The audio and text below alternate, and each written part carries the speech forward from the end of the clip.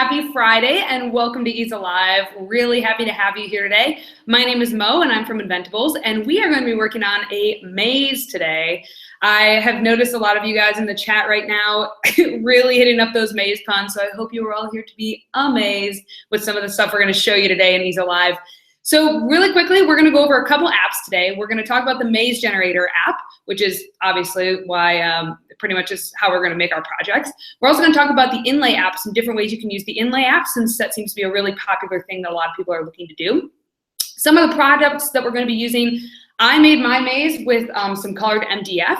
So this is a really great, fast, easy material to carve. It's really good for this kind of an application. So that will work. And then also this clear acrylic that's on the top, I'll show you where to find that as well. But that's a really good way to make sure that the marble doesn't fall out of your maze.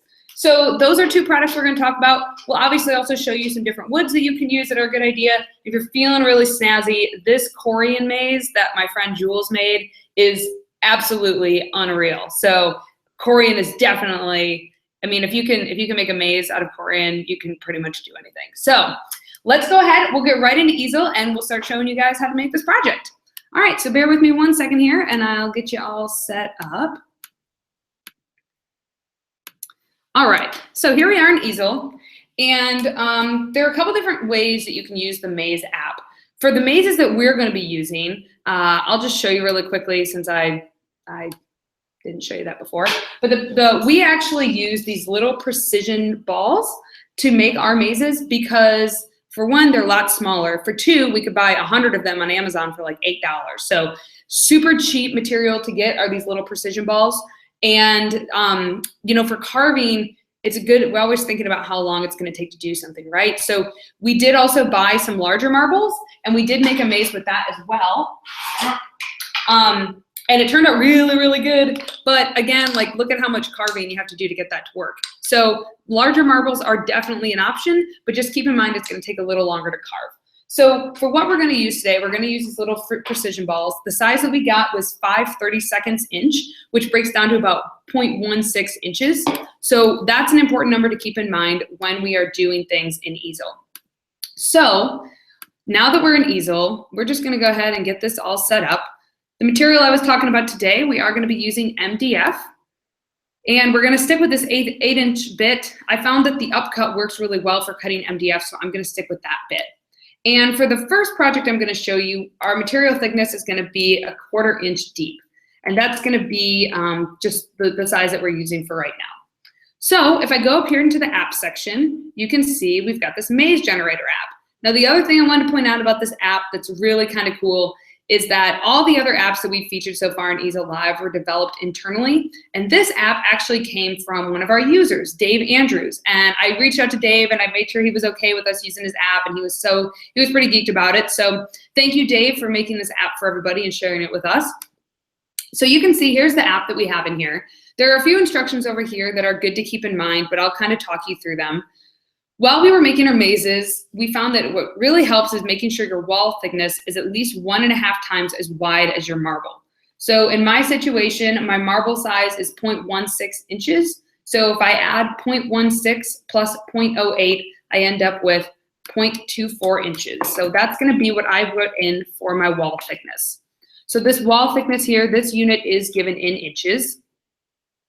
And now it's important to try to figure out how like your size of your maze. This isn't always something you want to consider. You know, you could just use, you know, increase your columns and your rows and make like the world's largest maze. But again, you'd probably want to make sure that you know, are able to carve this somewhere and put it somewhere. So with that in mind, you know, just try to think about what size you want your maze to be, and you can use these calculations up here to help determine that. So in this case, I want to multiply my wall thickness by the number of columns, and that will give me my width of the maze. By the same token, I can take my width of my maze and divide it by my wall thickness to figure out how many columns and rows that I want to generate. So in this case, I wanted to make a maze that was 4 inches square so that I could carve 2 of them side by side on a carvey. So in this case, I'm going to change my columns to 17, and I'm going to change my rows to 17. And probably just take a second to generate that because I was kind of cruel to it there and kind of gave it a hard time. Let's see, I might just close out and open it back up. right, so again, I'm gonna set this to 0.24 inches. And conveniently, this is already at the size that I want to make. So it's got 17 columns and 17 rows. Now the rows and the columns, they're a little tricky to see, but they're kind of the white space and the carved space together. So like 1, 2, 3, 4, 5, 6, 7, 8, etc. So, and then it, the same way with the rows. So 1, 2, 3, 4, 5, 6. So you can kind of see how this is set up as a grid, and then there's just a track that is determining the pattern. Now this part down here, this seed, this essentially randomizes the track that you'll have. So it's on a number scale. The number here doesn't really mean anything, but it's just kind of a fun way, you can slide this back and forth and find a shape that you like. I kind of like this one, so I think I'm gonna stick with this shape. You can include the start and stop to your maze if you'd like. That'll pop up here at the top and the bottom of the thing. So you can see as I click this on and off, it's randomizing for me a little bit too. You can see as I click it on and off that I end up with these little spouts. So let's go ahead and import this maze with the start and stop. Okay, great. So I've got this in, and the next important thing to figure out is how deep I need this to be. I wanna make sure it's deep enough that the marble can travel along these tracks, but I also wanna make sure that it doesn't go so deep that it carves through my material. So in this case, since I know that my marble thickness is 0.16 inches, I think I'm just gonna go a little bit deeper than that and buy it a little bit of leeway. So I'm gonna go with 0.175 inches for the depth of my marble track. So that way my marble can travel and not hit the top of the acrylic that I'm gonna put on there. So the next thing I'm gonna do, I'm gonna go ahead and add in a square that I can use to make an outline for the maze that I carve out. So I'll make this one, I'm gonna make it a 5-inch square for the outside so that I've got a little bit of room to work with.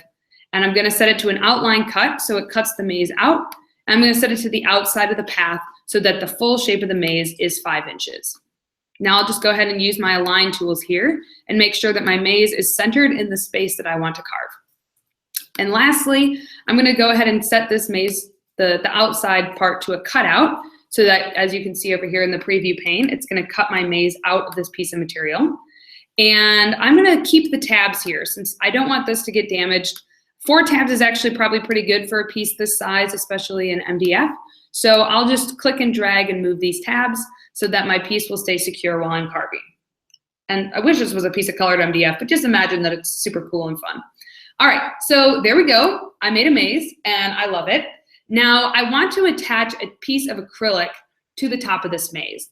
That's really important to do because if you don't have a piece of acrylic on the top of the maze, then when you're playing with the maze, your marble's just gonna like slide all over the place. So you can see like on this maze here, I was able to put this piece of acrylic in on the top, and I just used some M3 hardware to secure it in place. I've got like an M3 screw and an M3 nut on here. You can buy these on our website too. And this way it keeps the acrylic in place and it allows my maze to work. Oh yeah, and by the way, my maze is an infinity maze. It has holes that go all the way through. We'll get to that in just a second. But just to show you what that acrylic is gonna look like. So there's a really easy way to do this now that we have the Easel work pieces. And I use work pieces all the time now. I don't know about you guys, but I'm loving the work piece feature. So what I'm gonna do real quickly is I'm gonna go ahead and first I'm gonna make the holes for my M3 hardware. I'm just gonna put 4 circles in the corners. And I'm gonna make my hole just a little bit wider than 1/8 of an inch because I'm using an 1/8 inch bit, so I wanna make sure that the bit does carve that out. So in this case, that is going to be 0.132 inches. And there's my little hole. Again, I'm gonna make sure it carves all the way through. And I'll just go ahead and place it here in the corner. I'll use Control-C on my keyboard to copy and Control-V to paste. And I'll do the same thing here. I'm gonna click both of these, make sure that they align correctly. That's looking good. And now I'm just gonna go ahead and copy both of these and paste them. And I'll be able to slide them down here. So I know that those are aligned. Now I'll just make sure that I'm aligned in this direction as well, so that everything is nice and square. Now, if you wanted to, I would also maybe suggest using these position tools to make sure that these are properly spaced But it's not essential for what we're doing right now, but just to keep in mind, you could use these alignment tools to line up everything in an exact place if that was something you were interested in doing. So now that I have that done, this has the holes for my acrylic sheet to go on top. And now I'm just going to take this square, and again, I'm just going to go ahead and copy it. So I'm just going to use Command C on my keyboard. You can also go up here, of course, and use the copy paste features up here. I'll go down here to my work pieces, add a new work piece, and I'll just go ahead and paste my square in here. So this is going to be the square that cuts out for my acrylic. My acrylic in this case is a 16th inch thick piece of clear acrylic. However, upon measuring it, I did find that it was a little bit less than that. So it was actually 0.05 inches. And I'm gonna make sure that I set my material to acrylic. I'm still gonna use an 1/8 inch bit, that should be fine. And I'm just gonna double check that it's set to carve all the way through. And you can see my tabs are generated there. I would suggest using tabs as well for the acrylic just to be on the safe side. But you probably don't have to make them quite so high because it is, you wanna make sure that you can get it out. So there is my acrylic, and that's it. If I wanted to cut out maze, that's perfect. It's all set and done. I've got a top, I've got my top here of the acrylic, I've got my MDF here, and you can see if I simulate it, it's only gonna take 6 minutes for me to carve this maze out. So a really quick, fast project that you can do on MDF is these mazes here. Now, if you really wanna take things up a notch, which, to be honest, like mazes are cool, but we in the office here at Inventables are really trying to think of some really clever ways that we could use the maze generator app to kind of make something a little more intriguing. So like I was saying, one of the projects I made was the infinity maze. And what I did was I added these holes so that the marble will fall through the hole to the other side. And now it's like a two-sided maze. One of my colleagues suggested another thing that I could have done was when I was putting these two pieces together, I could have rotated one of them slightly so that there were only like 1 or 2 holes that aligned, maybe at like the beginning and the end, and that there was only like 2 places you could drop off. And the whole goal was to go from like one side all the way to the next. So the bad thing about infinity mazes is I don't exactly know how you win at an infinity maze, but I just really liked making it, and it was a good challenge for me to try to figure out how to do this. So I'm gonna show you how you can take the maze that we just made and turn it into an infinity maze. So let's go back into Easel, and I can show you a little bit about some of the concepts I had to try to work around in my brain because these things take time for me sometimes. So basically what I did with my infinity maze was I selected everything here, and oh yeah, sorry, 1 second guys. Somebody pointed this out to me, my friend Sam here. You are gonna want the holes for the acrylic as well. So let's go ahead and pop those in there. A better way to do that than what I just did was to copy the entire piece here. So I'll go ahead and copy that, and I'll just replace it with this one. There we go. That's actually what you should carve out for the acrylic. My bad on that. Yeah, make sure you've got holes in your acrylic so that you can secure that hardware all the way through. All right, so going back to infinity maze, I got a little ahead of myself because I'm obsessed with my infinity maze. So one thing I did was I added those holes, right? I'm gonna go ahead and make another hole. If you remember, our track here that we created is 0.24 inches wide, and I want my holes to be a little bit bigger than that so that the ball is able to fall through. So I'm gonna go ahead and lock my dimensions here, and I'm gonna set the holes to be 0.3 inches. And I'm gonna make sure they carve all the way through so that they do create an actual hole. And I'm just gonna like line them up here where I want them to go. So maybe you want your holes to go at the beginning and the end of your maze. So that would be one option you could do. You could put the holes here. Another thing you could do, like I did, is I put them at the end of some of these dead ends. And again, I just copy and pasted the same circle over and over again, and added it to a couple places that I thought might be kind of a good place to have an additional obstacle, let's say. All right, so I went ahead and got those in place. You can see over here in the preview that that's gonna be where my ball in my maze falls through. And what I did next was I just copied this entire shape. I just used Command or Control C on my keyboard and then Command Control V to paste. And I set it next to it. But remember that when I carve this out, I want these two things to line up so that when these go back to back, the holes will line up. So right now, if I put them back to back, this hole is actually going to line up with this part. And like this hole is going to line up over here. So that's not exactly what I want. But what I can do is I can right click on this and I can flip this whole piece horizontally. And now you can see that I have two mirrored images of the exact same maze. Now maybe the same maze isn't that exciting, but trust me, when there's these little holes and it falls through the other side, it does get a little bit complicated. And because my holes and everything are also switched, these holes should line up when I go ahead and put these two pieces back to back. So the other thing I'm going to do then is just make sure that I have a second piece of acrylic that I can carve out as well. So let's go over here and I'll copy and paste that too.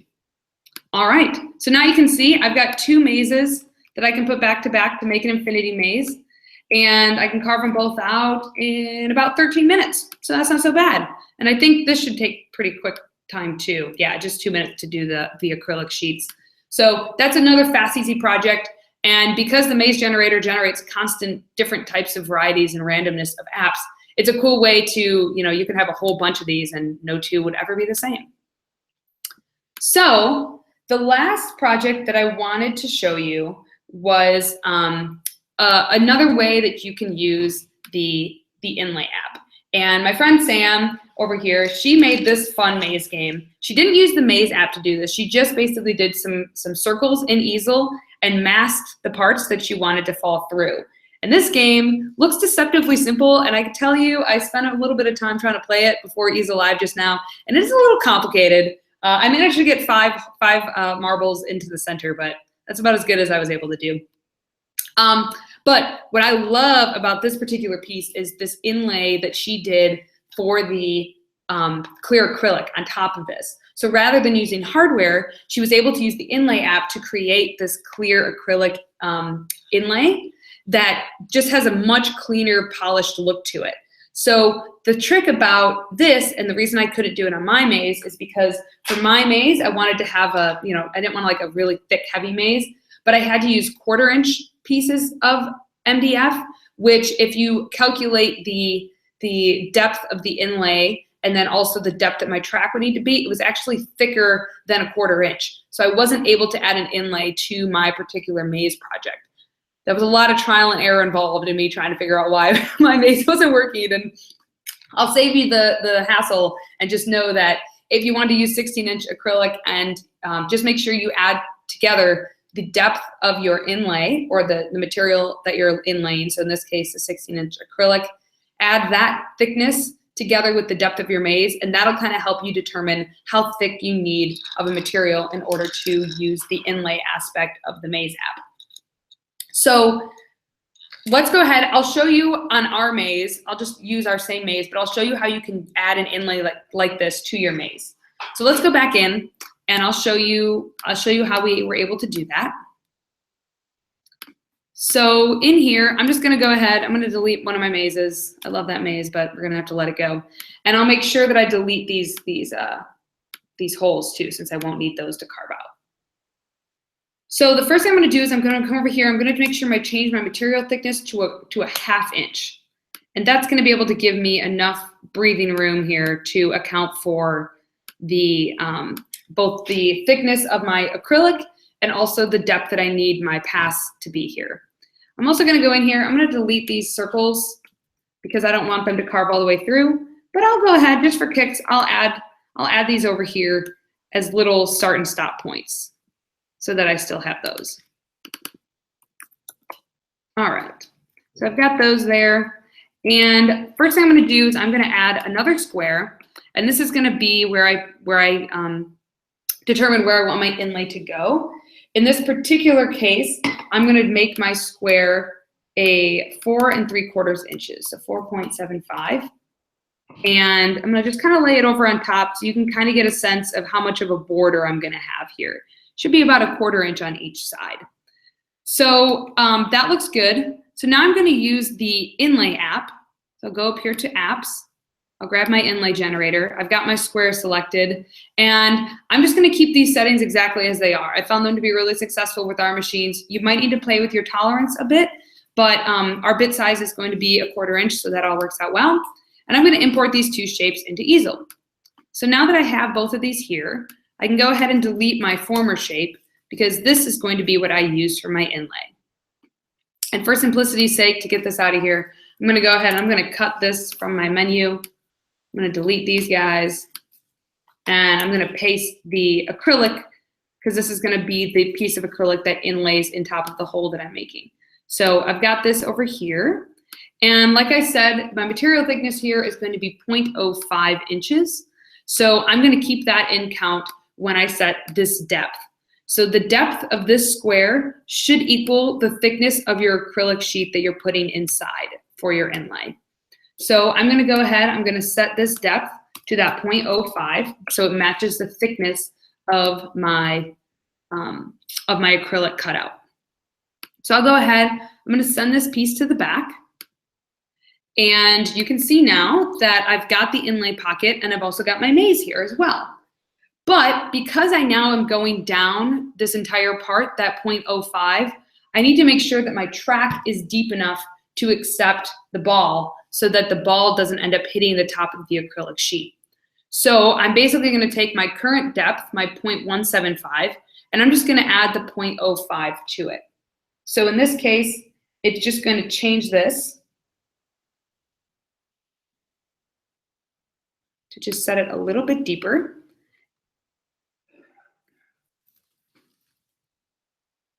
All right. And just to be safe, I think I'm going to just go a little bit deeper than normal. So let's go ahead and let's just set this to, I've got this full amount. So I'm just going to go down 1/4 inch and just buy myself a little bit of flexibility. So now you can see all these pieces in here. I'll set them all to the same depth. So we're all even, Steven. And there we go. So now I'm accounting for the thickness of my maze travel so that my bearing can move around freely. And I'm also accounting for the depth that my acrylic sheet is going to go down. So you can see this maze here is going to take a little bit longer to carve, about 20 minutes to carve this one out.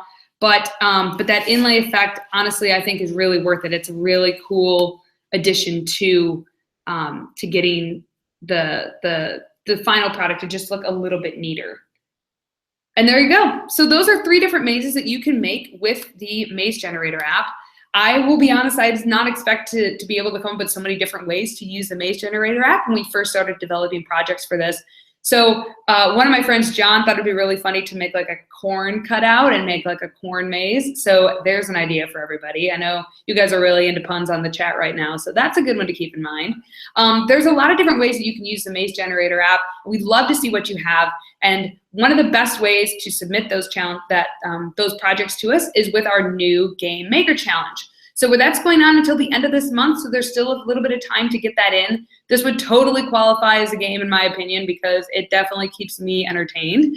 And I'll show you how to do that really quick. We'll go to our website, and I can show you how you can submit to our Game Maker Challenge. You head up in here, and you can click right here on this banner to check out our Maker Challenges. And the first one we've got here is the Games Maker Challenge. You can see, here's one maze that somebody had made. This is actually a pretty cool tilt maze. And this looks like they generated this on their own, but there are definitely other entries that we have that use the Maze Generator app. This was our first one that we had made here that has that large marble in it that Sam made. It's a great choice.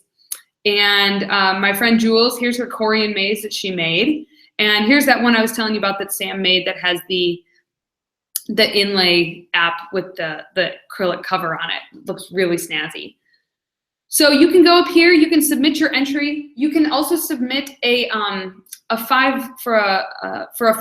Inventables gift card. You can submit an Easel screenshot or submit a card version to earn a $20 gift card. And all of those gift cards will be distributed at the end of the month, probably the first week in July. So there's still time to get your projects in. We've really liked what everyone's submitted so far. There's a lot of good variety here. And Another thing I'll just show you real quick, I'll show you that MDF because I think it's a really great colorful product to use if you're looking for something quick. So you can just search for MDF on our site. You'll see there's quite a few different colors that we offer, and they do come a lot of different thicknesses too. So this one, it looks like we've only gotten the 1/4 inch, but we know we have some different thicknesses here. Yeah, you can see we've got the 1/4 inch, and I believe we also sell some of them in some thicker sizes as well. So if you wanted to add as well the acrylic, we've got the clear acrylic that's perfect for those inlays. We also sell this clear acrylic with a green edge that I think would be real cool. And you can use either cast or extruded on this particular project. The 1/16 inch is what we were using. You can see it's just $3 here. If you wanted to go really thin, by all means, go for it. But, there's a couple different thicknesses here to kind of adjust with the project that you're working on. Now, my friend Jules, when she made hers, she actually used Corian, which is a really great material if you want something to have a really clean and polished look.